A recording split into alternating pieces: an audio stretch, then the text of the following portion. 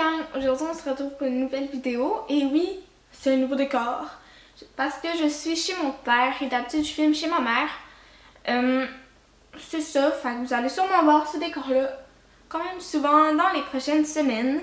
Aujourd'hui je savais vraiment pas quoi faire comme vidéo, comme vraiment pas. Mais v'là comme un an je pense, c'était bien à la mode les lettres à notre plus jeune moi. Fait que c'est ça que je vais faire aujourd'hui. Je vais parler à la Sarah-Jeanne qui commence le secondaire.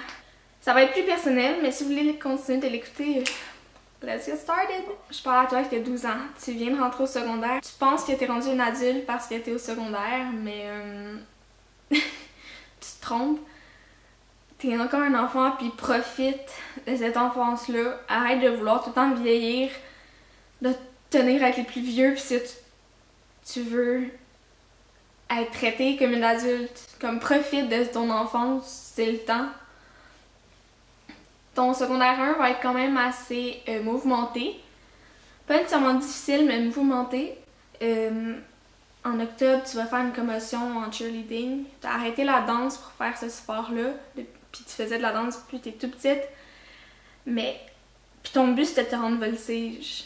Tu l'as réussi ce but-là, tu t'es rendu voltige, mais là tu vas faire une commotion. Puis tu devras tout arrêter les sports. Ça va être une commotion assez sévère que tu vas passer l'hiver à l'hôpital. Puis à cause de tout ça, il y a beaucoup de choses qui vont découler de ta blessure. Mais inquiète-toi pas, ça va bien aller. Le mois d'avril, un peu comme aujourd'hui, tu vas rencontrer ton copain. Tu vas te mettre en couple avec lui. Puis tu vas être super contente, tu vas l'aimer plus que tout le monde, mais en même temps, c'est un couple de secondaire 1. Dis-toi pas que ça va mener bien loin parce que vous vous parlez même pas à l'école, vous tenez même pas la main. Genre, je pense que vous vous êtes embrassés une fois. Ça va pas mener à grand chose, mais le temps va arranger. Été entre secondaire 1 et secondaire 2, tu vas te rapprocher d'une personne peut-être qui valait pas la peine pour toi. Soit qu'elle savait pas comment démontrer comment elle t'aimait, ou juste que c'était pas la bonne personne pour toi. Cette personne-là va te rabaisser, mais inquiète-toi pas, ça va s'arranger. Tu devrais peut-être couper les ponts maintenant avec cette personne-là, mais tu vas décider d'encore endurer ça un petit bout. Secondaire 2 va être difficile. Une des années les plus difficiles de ta vie, mais je te le dis, tu vas t'en sortir. L'anxiété va embarquer de plus belle. Tu vas être rendu diagnostiqué avec anxiété. Vers le mois de novembre, tu vas casser avec ton copain. Tu vas penser que c'est la fin du monde, mais dis-toi que tout va s'arranger après. Vers le temps de Noël, dans les vacances, tu vas développer de l'anorexie à tendance boulimique. Une des pires maladies mentales selon moi, une que personne ne comprend. Tu vas développer une obsession sur la minceur, sur la maigreur. Tu vas développer une obsession sur ton poids. Puis toi, ton but, c'est de te rendre le plus bas possible, être celle qui s'est rendue le plus bas sans mourir. Mais à cause de ça, tu vas te ramasser à l'hôpital. Ton poids va être rendu un poids dangereux. Tu vas manquer de potassium, tu vas te ramasser à l'hôpital, puis ça va être la première hospitalisation. Cette hospitalisation-là va durer 6 semaines. Tu vas rencontrer des super bonnes personnes. Tu vas sortir de là, puis ça va aller bien. Tu vas enfin aimer la vie, tu vas enfin retrouver le goût de manger. Oui, ça va être difficile, mais tu vas être capable. Ça va aller bien pendant un bout. Vers le mois de mai, tu vas reprendre avec ton copain. Puis un mois plus tard, ça va être déjà fini. C'était juste pas le bon moment. Pendant l'été, au mois de juillet, tu vas partir en voyage en France avec ta mère et ton père. Puis profite à 100% de ce voyage-là. Parce que après ça va être plus difficile. Mais profites-en, tu vas te sentir bien. Si tu veux manger la crème glacée avant un souper, tu vas le faire. Tu vas t'arrêter à chaque crèmerie parce que tu veux goûter les nouvelles sortes que t'as pas au Québec. Puis ça, c'est la vie.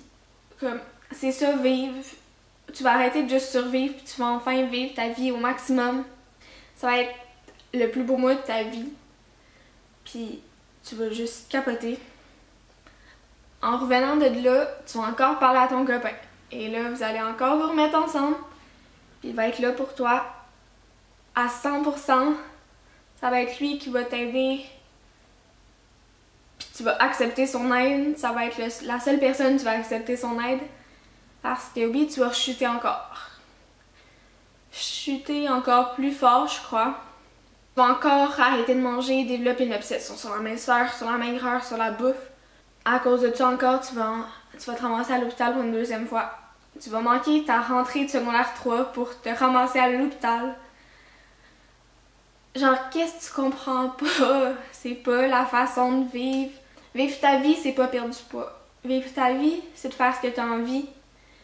C'est de faire des activités, d'avoir des projets, d'avoir des buts dans la vie. Mais toi, ton seul projet, ton seul but, c'est de perdre du poids. Mais enlève-toi ça de la tête tout de suite. Parce que, je te dis, ça marchera pas. Tu pourras pas vivre ta vie comme ça pendant tout ce temps-là. Tu vas sortir de l'hôpital parce que t'es tanné.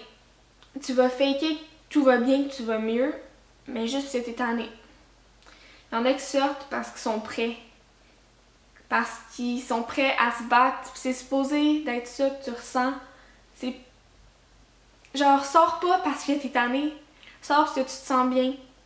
Tu te sens prête à combattre la maladie, à enfin la vaincre. Mais non, tu décides de sortir après 6 semaines encore. Ça va pas t'aller bien après.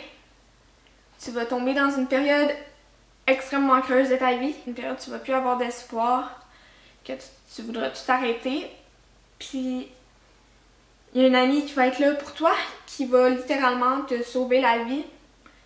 Au début, je sais que tu vas être fâchée contre cette personne-là. Tu vas lui en vouloir d'avoir appelé tes parents parce qu'elle s'inquiétait pour toi. Mais après, tu vas réaliser qu'elle a juste fait la bonne affaire.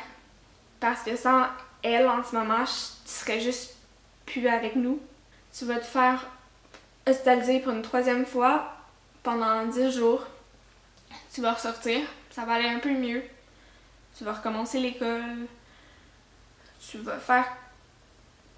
Ça va bien, mais là, ton chum te laisse.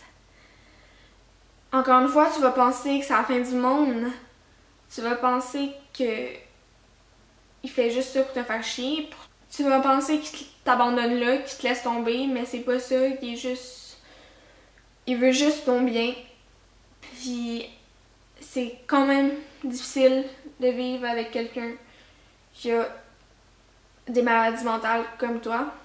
Les vacances de Noël vont encore être difficiles. Très difficiles. La séparation de tes parents va t'affecter énormément. Tu vas recommencer l'école 2 jours, puis tu vas encore avoir le projet d'arrêter ta vie là.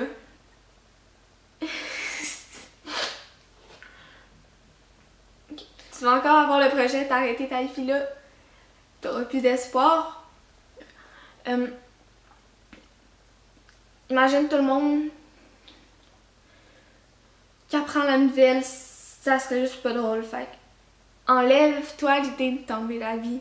Arrête de penser que t'es juste un problème pour tout le monde, que tu vaux rien, que la seule façon d'enfin être heureuse, c'est de partir d'ici, partir de ce monde-là. C'est pas la solution. Mais cette fois-ci, tu vas avoir la force d'aller parler à quelqu'un, que ça va pas. Tu vas lui dire que tu as besoin d'aide, que tu as besoin qu'on t'aide.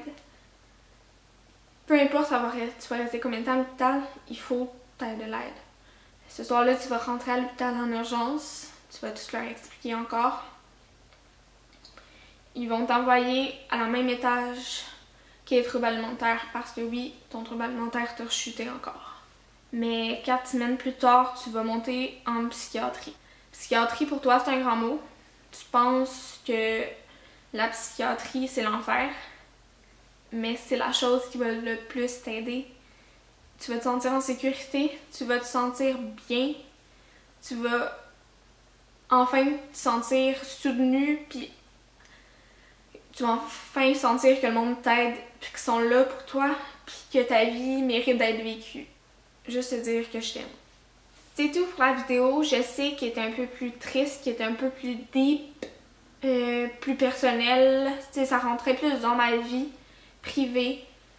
Mais je crois que c'est ça qu'il me fallait pour enfin me sentir libérée, parce que j'avais l'impression que je gardais un secret en dedans de moi. L'anorexie, la dépression, l'anxiété, c'est les 3 maladies mentales que j'ai. Il y en existe plein d'autres, puis si vous en avez une, vous n'êtes pas toute seule. Je suis là, vos parents sont là. Si vous voulez m'écrire, ça me ferait plaisir. Je veux juste vous dire que vous n'êtes pas toute seule, puis que je vous adore. Faites un thumbs up, abonnez-vous, puis on se revoit la semaine prochaine. Bye gang, je vous aime.